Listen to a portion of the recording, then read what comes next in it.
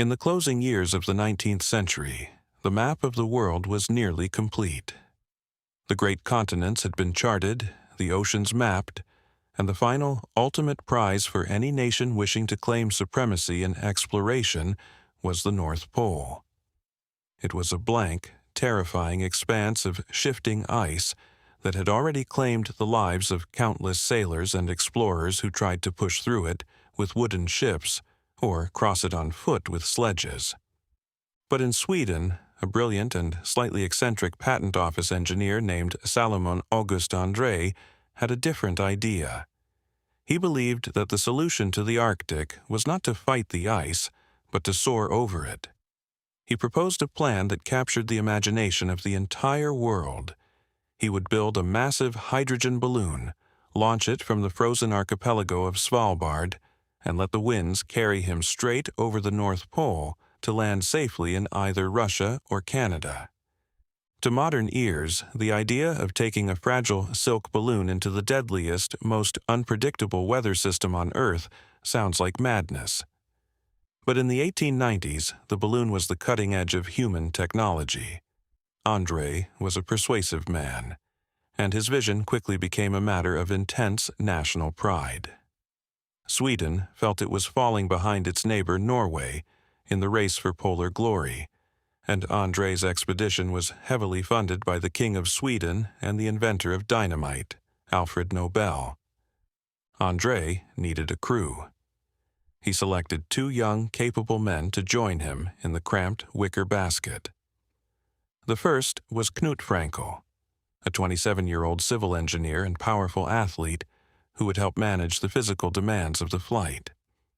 The second was Niels Strindberg, a 25-year-old physicist and a gifted photographer. Strindberg was engaged to be married to a woman named Anna Charlier, and he promised her that he would return as a hero. He brought along a heavy 7-kilogram cartographic camera, intending to map the North Pole from the air and bring back the first photographs of the top of the world. The balloon itself was a magnificent, terrifying creation manufactured in Paris.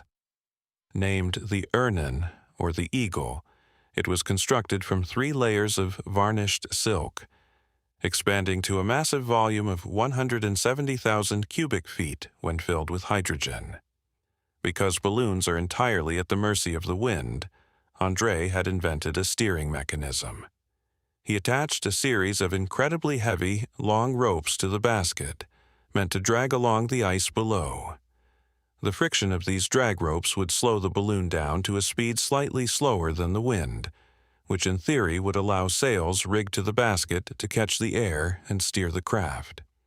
It was an ingenious idea on paper, but it had never been tested in the brutal, freezing conditions of the polar pack ice. On July 11, 1897, the winds on Danes Island in Svalbard finally turned favorable. The crew climbed into the basket, the moorings were cut, and the Eagle shot up into the sky. But disaster struck almost instantly. As the balloon rose over the water, the heavy drag ropes snagged and twisted. The friction caused the ropes to unscrew themselves at their joints, and within minutes of liftoff, hundreds of pounds of the vital steering ropes broke off and splashed into the ocean. Suddenly, stripped of that immense weight, the Eagle became a runaway elevator, shooting dangerously high into the thinning atmosphere. To prevent the balloon from bursting due to the sudden drop in air pressure, the automatic valves opened, venting precious hydrogen.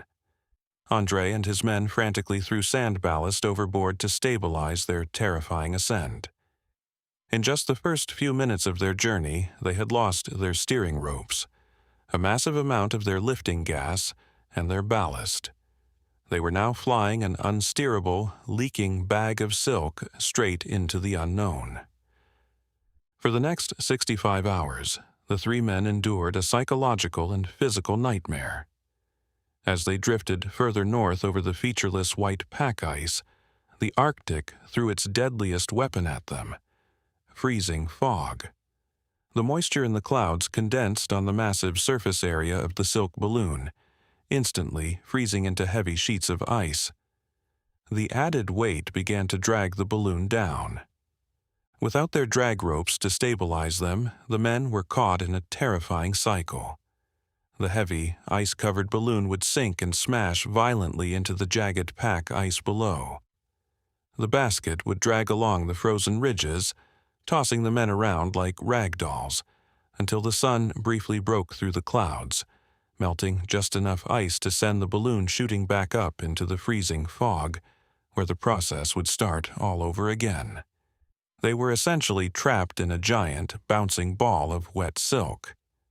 Finally, on July 14th, thoroughly exhausted, seasick and freezing, the men realized the flight was over. The Eagle crashed onto the pack ice for the last time, grinding to a halt at 82 degrees north latitude. They were completely lost, and they were 300 miles from the nearest solid land. Stepping out of the ruined basket, the three men stood on the drifting sea ice and faced the reality of their situation. Niels Strindberg unpacked his camera, walked a few paces away, and took a photograph of Andrée and Frankel staring up at the deflated, collapsed mass of the Eagle. It is one of the most haunting images in the history of exploration. Three men in tailored woolen suits, standing on an endless, frozen ocean, looking at the dead machine that had just marooned them. They were woefully unprepared for an ice march. Andrée had designed the expedition for flight, not for trekking. They had no heavy furs, only woolen clothing that offered little protection against the biting wind. They had brought sledges to pull their supplies, but the sledges were poorly designed, rigid, and incredibly difficult to maneuver over the chaotic, shifting ridges of the pack ice. Worse, their cargo was a bizarre mix of survival gear and aristocratic luxury. They had packed champagne, port wine, silk handkerchiefs, and heavy scientific instruments, all of which they now had to drag by hand across the ice. For a week they remained at the crash site, packing the sledges and preparing for the march. They decided to head southeast toward Franz Josef Land, where an expedition depot had been stocked with food. But as soon as they began to walk, they encountered the true horror of the Arctic Ocean. The pack ice was not a solid surface. It was a fragmented, moving jigsaw puzzle of ice floes, separated by freezing leads of open water. The men had to constantly unload their heavy sledges, ferry their equipment across the water in a small canvas boat, and reload on the other side. They fell through the ice into the freezing water repeatedly.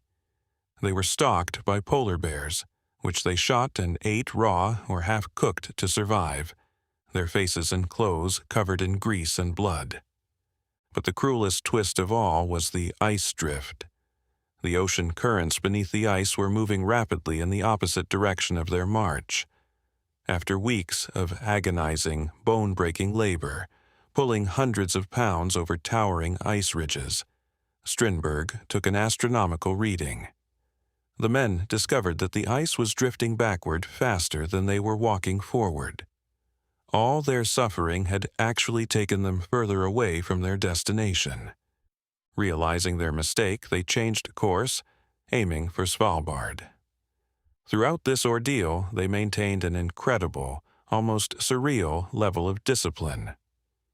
Strindberg continued to take photographs, documenting their struggles. He also wrote letters to his fiancée, Anna, using a shorthand script. His letters are heartbreaking, written by a man who knows he is likely going to die, yet desperately tries to reassure the woman he loves. He describes the beauty of the ice, the taste of the polar bear meat, and his unending thoughts of her. Andrée and Frankel kept meticulous scientific diaries, recording temperatures and weather patterns, refusing to abandon the facade that they were still conducting a noble scientific expedition. By October, the brief Arctic summer was over. The darkness of the polar winter was setting in, and temperatures plummeted. The men were suffering from chronic diarrhea, extreme fatigue, and the beginnings of scurvy. Finally, the shifting ice floe they were camping on drifted close to a desolate, glacier-covered island called Kvitoya, or White Island. They managed to drag their sledges onto the solid rocky shore. It was the first time they had stood on land in 3 months. They attempted to build a winter camp, constructing a small hut out of driftwood, rocks, and whale bones. But their bodies simply gave out. Within days of reaching the island, all 3 men died.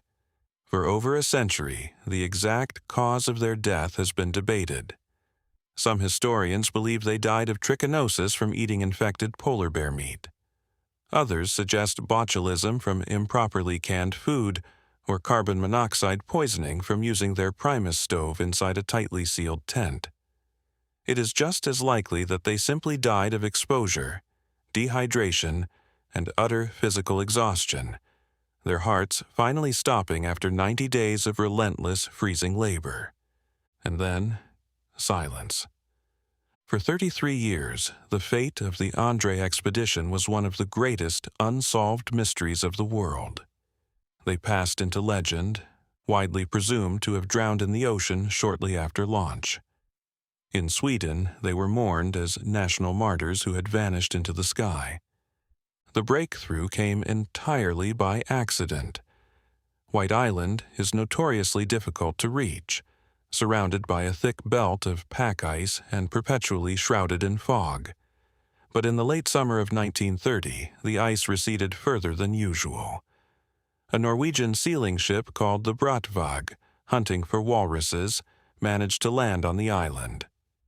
Exploring the rocky beach, the sailors stumbled upon a canvas boat frozen into a mound of ice. Stamped onto the equipment were the words, Andrée's Polar Expedition, 1896. Digging further, they found the remains of the 3 men. Andrée's skeleton was leaning against a rock. Strindberg had been buried by his companions under a pile of stones, suggesting he was the first to die. Scattered around them were their sledges, rusted tins of food, scientific instruments, and their diaries, wrapped in clothing to protect them from the elements. But the most incredible discovery of all was Strindberg's camera and his rolls of undeveloped film. For 3 decades, the negatives had been frozen solid in the Arctic ice. When the remains were brought back to a stunned and grieving Sweden, experts took the film into a darkroom and began the painstaking, delicate process of trying to develop it. Miraculously, the deep freeze of the Arctic had perfectly preserved the chemicals on the film. As the photographs were developed in 1930, ghostly images from 33 years prior slowly appeared on the paper. The world was suddenly able to see the crashed balloon resting on the ice. They saw Andrée and Frankel pulling heavily loaded sledges across treacherous ridges, their faces dark with grease and exhaustion. They saw the men posing with a polar bear they had shot. It was a haunting, visual record of a tragedy that had played out in total isolation. The photographs bridged the gap of 3 decades, showing the exact moments of their struggle, frozen in time. The diaries were transcribed, and Strindberg's final shorthand letters to Anna were finally read, though Anna herself had long since married another man and moved to America, always keeping Strindberg's memory in her heart. The story of the 1897 Arctic balloon expedition remains a powerful testament to the hubris and the courage of the Victorian era. It is a story of men who believed that human invention could effortlessly conquer the most hostile environment on Earth, only to be violently reminded of their own fragility. But through their diaries, their discipline, and those haunting, perfectly preserved photographs, they ensured that while the ice had claimed their lives, it could not erase their story.